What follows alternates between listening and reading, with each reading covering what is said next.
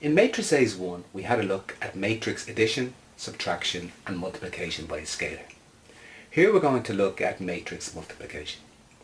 So first let's consider two 2 by 2 matrices. When we multiply these together we apply the following rule. First we multiply the first row by the first column to give 2 times minus 5 plus 3 times minus 3.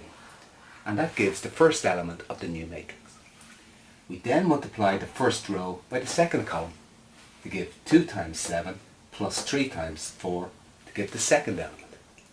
To get the third element we multiply the second row by the first column. So it'll be 1 times minus 5 plus minus 4 times minus 3. And to get the last element we multiply the second row by the second column to give 1 times 7 minus 4 times 4. And this gives a new matrix, minus 19, 26, 7, minus 9, which is also a 2 by 2 matrix. So now let's look at multiplying a 3 by 1 matrix by a 3 by 3 matrix. So we apply the same rule, the first row by the first column, but there is only one column, so it's going to be 3 times 2 plus 5 times 4 plus 0 times minus 1. So that gives the first element. The second element is the second row times the first column. So it's minus 2 times 2 plus 6 times 5 minus 3 times minus 1. And then finally, the second row by the first column will be 7 times 2 minus 4 times 5 plus 1 times minus 1. And if we add up these terms, we get 26, 29 minus 5.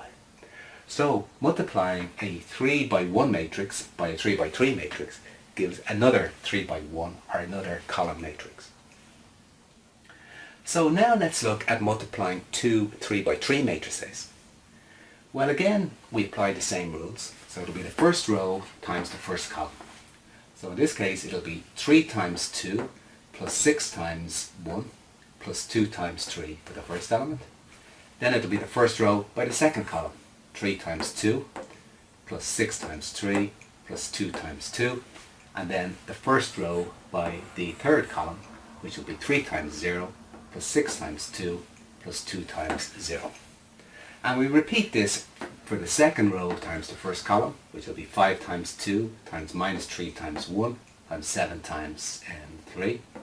And then the second row times the second column, the second row times the third column, then the third row times the first column, the third row times the second column, and the third row times the third column.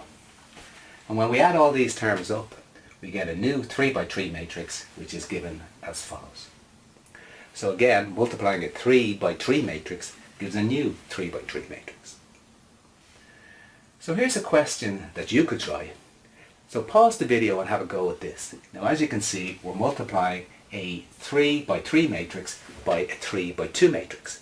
And the resulting matrix should be a 3 by 2 matrix as shown there. When you have that done, you can have a look at this question here, where we multiply two 3 by 3 matrices. And this should give a new matrix, or new 3 by 3 matrix, which is 11, minus 19, 0, 11, minus 7, 2, 8, 4, and 6. So have a go at those two questions and see can you get those two answers.